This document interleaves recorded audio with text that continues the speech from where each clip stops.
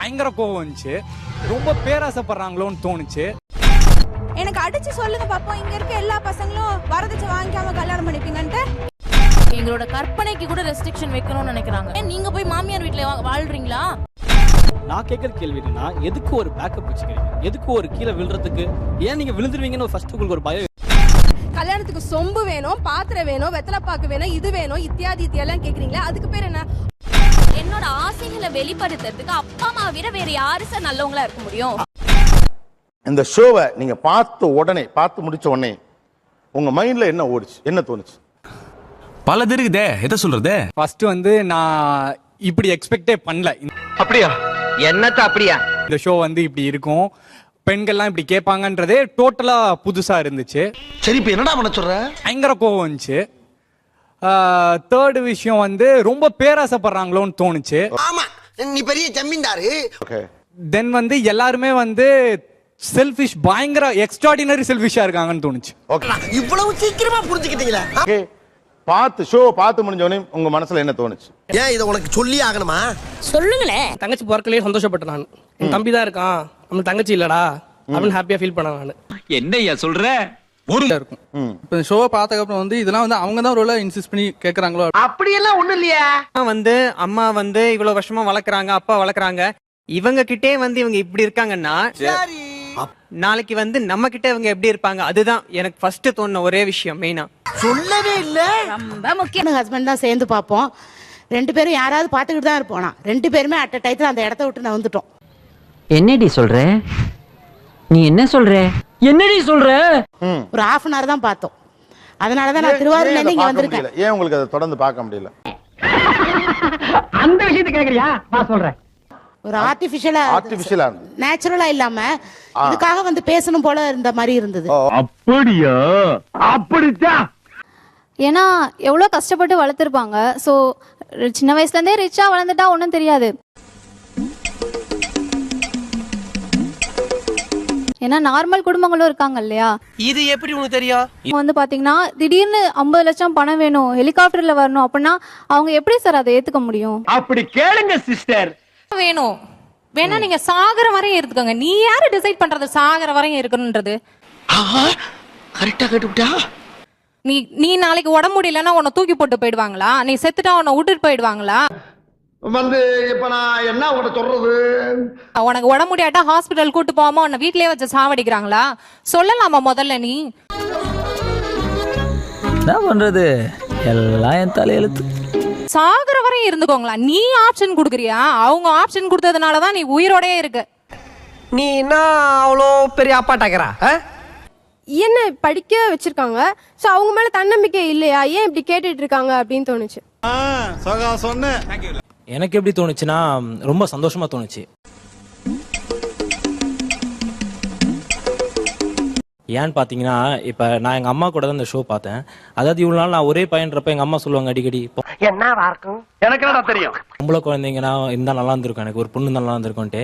இந்த ஷோ பார்த்துட்டு இருக்கப்ப நான் எங்கள் அம்மா ஒரு மாதிரி கேள்மாடி பார்த்தேன். அதுக்கு என்னங்கிறப்ப எங்கள் அம்மா வெக்கப்பட்டு தலை குனிஞ்சாங்க. அது எனக்கு ஒரு சந்தோஷமா இருந்துச்சு. இவ்வளவு நாளா எங்கடா இருந்தீங்க?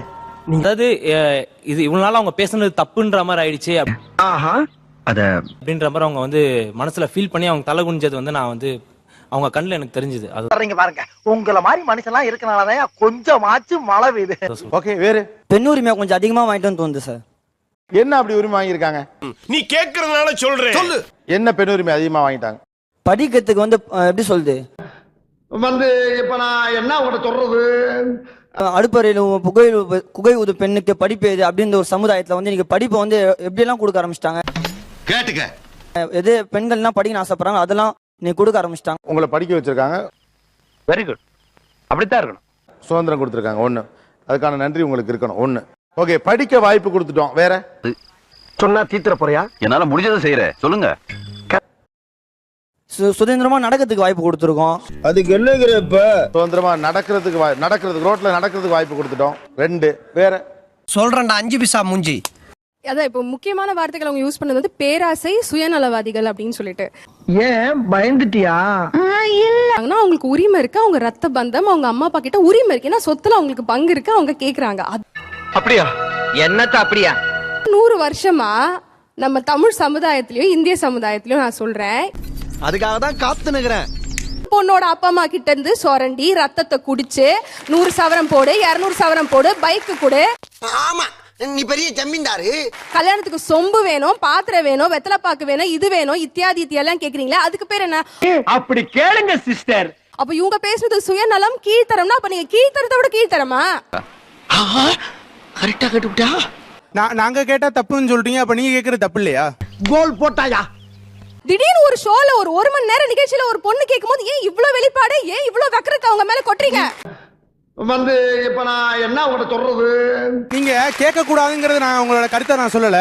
ஏன் இவ்வளவு டிமாண்ட் வைக்கிறீங்க? அப்படியெல்லாம் ஒண்ணு இல்லையா? 50 பவுன் வேணும், அது வேணும், இது வேணும், ஒரு பர்టిక్యులர் லிஸ்ட் போடுறீங்களே, அது எதுக்குன்னு தான் நான் கேக்குறேன். அந்த விஷயத்தை கேக்குறியா? நான் சொல்றேன். ஆண்கள் ஏன் டிமாண்ட் வைக்கிறீங்க? அப்படி கேளுங்க சிஸ்டர். நாங்க சொல்றோம். எத்தனை பெண்கள் இன்னும் வரதட்சணை கொடுக்க முடியாம திருமணம் ஆகாம இருக்காங்க? Very good. அப்படித்தான் இருக்கணும். என் தமிழ்நாட்டு பெண்கள் திருமணம் ஆகாம எக்ஸ்போர்ட் கம்பெனில வேலை செய்யறது ஒண்ணும் அவங்களுக்கு சொத்து சேர்க்கல. சரி சரி, அப்புறம் என்னாச்சு?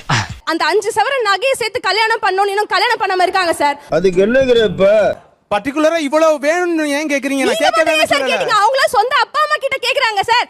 இது எப்படி உனக்கு தெரியும்? நீங்க எப்படி சார் இன்னொருத்தி போற அம்மா அப்பா அம்மா கிட்ட போய் காசு கேப்பீங்க? அதுக்கு முதல்ல பதில் சொல்லுங்க நீங்க. இப்ப நான் என்ன உங்கள்ட்ட சொல்றது? வரதட்சணை கொடுமை ஆம்பளைங்க பண்றாங்கன்னு சொல்லி ஒரு தவறுல இருந்து ரெட்ரைவ் ஆகி வந்துட்டு இருக்கிற டயத்துல நீங்க திருப்பி ஆரம்பிச்சீங்கன்னா என்ன அர்த்தம்னு கேக்குறேன். கரெக்ட்பா. இவ்வளவு நாளா என் மனசுக்குள்ள இருக்க விஷயத்தை யாருக்கிட்டயாச்சும் சொல்லணும்னு நினைச்சேன். அதுக்கு ஒரு நல்ல வாய்ப்பு கிடைச்சிருக்கு. என்ன கேக்குறேன்னா, வரதட்சணை கொடுமை விடுபட்டு வருதுன்னு சொல்றீங்களா? அப்படியெல்லாம் ஒண்ணு இல்லையா? முடிஞ்சு போச்சுன்னு சொல்ல, அதுல இருந்து மெல்ல மெல்ல விடுபட்டு வந்துட்டு இருக்கோம்னு எப்படி சொல்றேன். மெல்ல மட்டும் விடுபட்டு? முதல்ல எல்லார் வீட்லயும் கேட்டாங்க, என்னவா இருக்கும்? எனக்கு என்ன தெரியும்? இப்ப 10ல 2 வீட்ல கேக்குறாங்க. 10ல 2 வீடு சார். நேஷனல், நான் சொல்றேன், நேஷனல் கிரைம் ரெக்கார்ட்ஸ் பியூரோ இருக்கு. என்னடி சொல்ற? நீ என்ன சொல்ற? என்னடி சொல்ற? வருஷத்துக்கு ரெஜிஸ்டர் பண்ற கேஸே வந்து ஒரு 9000 கேஸ் வந்து ஆன் அன் ஆவரேஜ் வந்து ரெஜிஸ்டர் பண்றாங்க. ஆஹா.